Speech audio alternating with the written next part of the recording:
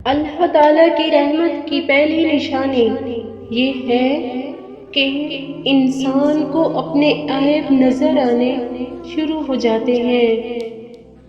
ہو سکتا ہے جس چیز کے لیے تم روتے ہو وہ بس تم سے ایک دعا دور ہو، اس لیے اپنے اللہ سے مانگتے رہو، کیونکہ میرا رب کہتا ہے تم مجھے پکارو میں تمہاری دعا قبول کروں گا۔ جب ساری دنیا منہ پھیر لیتی ہے نا تو اس وقت بھی اللہ آپ کے ساتھ ہوتا ہے۔ اس لیے کبھی اللہ کی رحمت سے مایوس نہ ہو اور ہمیشہ میرے اللہ کی ذات پہ ایسے بھروسہ رکھو جیسے وہ خود کہتا ہے، ہمیں اللہ کافی ہے، کیا ہی اچھا کارساز ہے۔ مزہ نہیں آ جاتا جب ساری دنیا سوئی ہو اور کوئی چڑھتی جوانی والا اٹھ کے وضو کرے، اور جب وہ مصلی اٹھائے اور اسے کھول کے بچھائے تو مدینے والے محبوب کہتے ہیں کہ اللہ ہر نماز پر ثواب دیتا ہے، اور جو اٹھ کے تہجد کی نماز پڑھے تو اس سے دیکھ کر رب مسکراتا ہے۔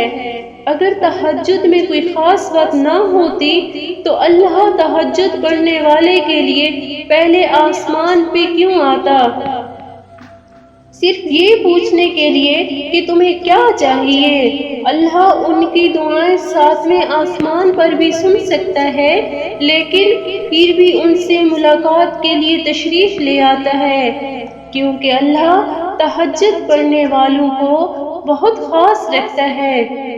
اب اللہ ساتویں آسمان سے پہلے آسمان پر اپنے بندوں کو خالی ہاتھ لوٹانے تھوڑی نہ آتا ہے۔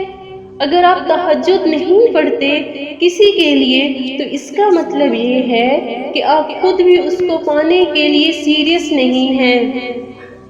شدید پریشانی میں دعائیں بھی شدید ہی مانگی جاتی ہیں۔ تہجد میں مانگی کی دعا ایسے تیر کی طرح ہے جس کا نشانہ کبھی خطا نہیں ہوتا۔ تہجد بڑی لاڈلی عبادت ہے، یہ اپنی بات منوا کر ہی رہتی ہے۔ بس اللہ پر یقین کامل ہونا چاہیے، کیونکہ میرے اللہ کا قرآن خود کہہ رہا ہے،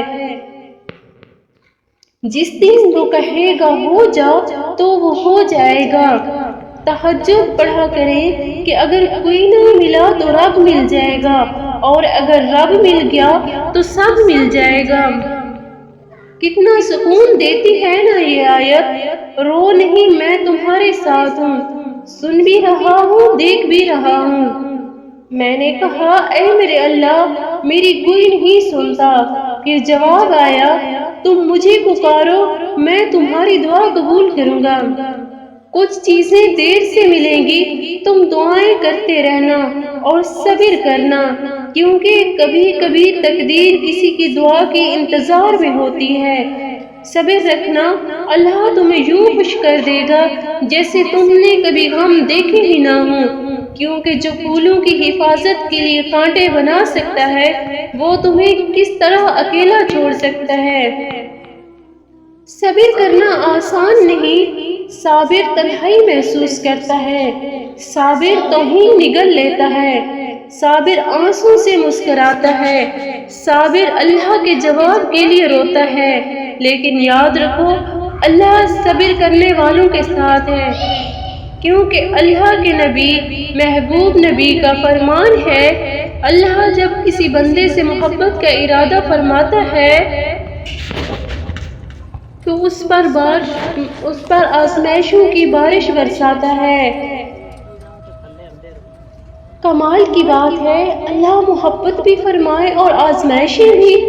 فرمایا رب یہ چاہتا ہے کہ میرے بندے دنیا سے جو خطائیں ہو گئی ہیں نا آزمائش بھیجوں، یہ صبر کرے اور اس کے سارے گناہ دنیا میں ہی معاف ہو جائیں، میرے پاس آئے تو اسے جنت میں داخل کر دوں۔